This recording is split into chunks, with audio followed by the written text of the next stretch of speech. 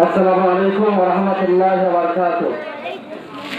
সমস্ত প্রশংসা আরাধনা আছে রব্বুল আলামিনের দরবারে লাখো কোটি শুকরিয়া জ্ঞাপন করছি। এরকম পবিত্র দিনে আমাদের ভারতবর্ষের জাতীয় পতাকা উত্তোলনের মাধ্যমে বা কোরআন তেলাওয়াতের মাধ্যমে আমরা শুভ সূচনা করেছি। আজকের দিনটা একটা ঐতিহাসিক দিন, যে স্বাধীনতা দিবস।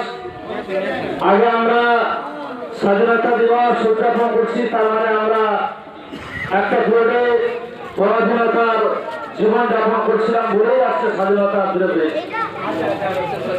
আজ 15 আগস্ট ঐতিহাসিক দিন।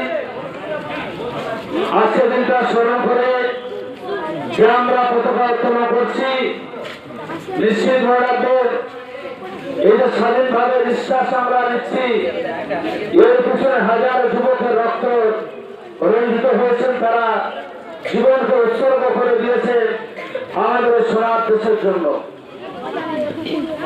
যে দেশকে স্বাধীন করার জন্য হাজার হাজার মানুষ তারা নিজেদের রক্ত জীবন, নিজেদের তাজা বুকের রক্তকে তারা ধরিয়ে দিয়েছিল এই দেশের জন্য। আজকে আমি গভীরভাবে শ্রদ্ধা নিবেদন করছি সেই সমস্ত মহানায়ক মহাবীর পুরুষ যাদের জন্য আমরা এই খোলা আকাশের নিচে, মুক্ত আকাশের নিচে হালকা ভাবে আমরা নিঃশ্বাস নিতে পারছি।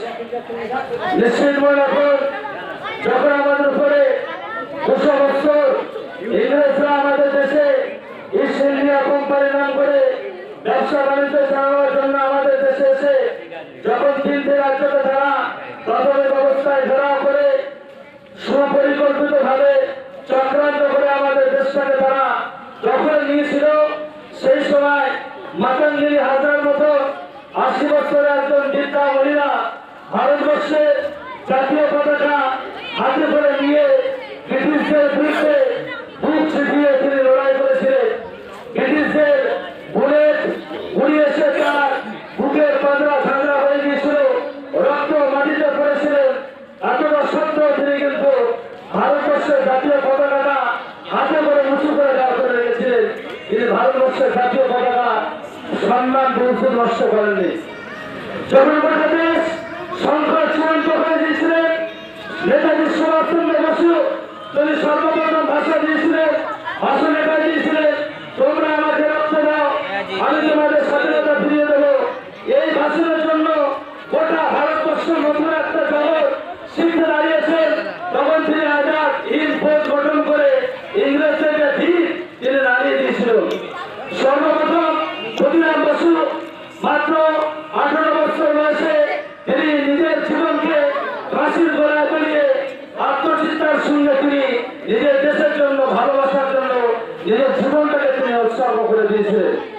আশরাফুল্লাহ খান 27 বছর বয়সে আমাদের ভারতবর্ষের জন্য জীবনটাকে তিনি বিলিয়ন দিয়েছিলেন, তিনিও ফাঁসির গলায় ঝুলে পড়েছিলেন। বিনয় বাদল দীনেশ তারা তাদের হুঙ্কার, তাদের প্রতিবাদ, তাদের নেতৃত্ব, তাদের শোভাযাত্রার জন্য, তাদের মুভমেন্টের জন্য কিন্তু রাইটার্স বিল্ডিং পর্যন্ত খেতে গিয়েছিল। আশরাফুল্লাহ খান থেকে শুরু করে ফজলে হক খায়রাবাদী তারা কিন্তু তারা আমাদের সুন্দর ভারতবর্ষের জন্য তারা নিজেদের জীবনটাকে জেলের ভিতর কাটিয়েছেন, এমন জেলের ভিতর তারা শেষ নিঃশ্বাস ত্যাগ করেছে।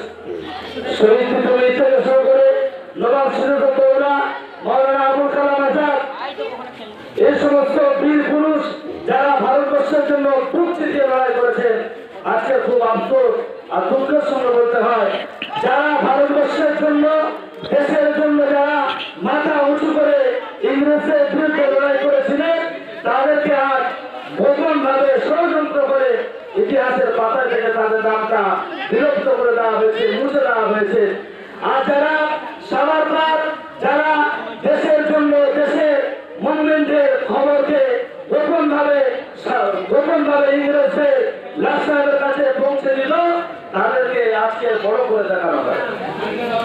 এই দেশকে স্বাধীন করার জন্য আমার পূর্বপুরুষ, আমার উত্তরাধিকারা মুসলিমরা যতটা অবদান রক্ত দিয়েছেন তা কোনো মহাতে বলার নয়। তাই আমরা দেশের জন্য জীবন দিয়েছি, উৎসর্গ করেছি। তাই কবি রবীন্দ্রনাথ বলেছিলেন, দেখো এই দেশটার জন্য সকল দেশের সেরা। আমরা যদি ভ্রাতৃত্ব বন্ধন গঠন করে যখন এই ভারতবর্ষকে দ্বিখণ্ড করা হয়েছিল, মৌলানা আবুল কালাম আজাদ বলেছিলেন যে দেশ ভাগের জন্য আমি চরম বিরোধিতা করি, হিন্দু মুসলিম সবাই মিলে আমরা কাঁধে কাঁধ মিলিয়ে একসঙ্গে থাকতে চাই। ধর্মধর্ম পশু ভরা তার মাঝে দেখা সকল দেশের সেরা, তিনি এই কবিতা বলেছিলেন। তাই সংক্ষিপ্ত ভাবে দুটো কথা বললাম, বলতে হলে মাফ করবেন, এই বলে আজকের ভাষা আমি শেষ করছি।